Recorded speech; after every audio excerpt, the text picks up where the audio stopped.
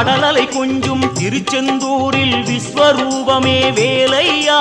பழமுதி சோலை அறுபடை வீடும் புண்ணிய தரிசனம் முருகையா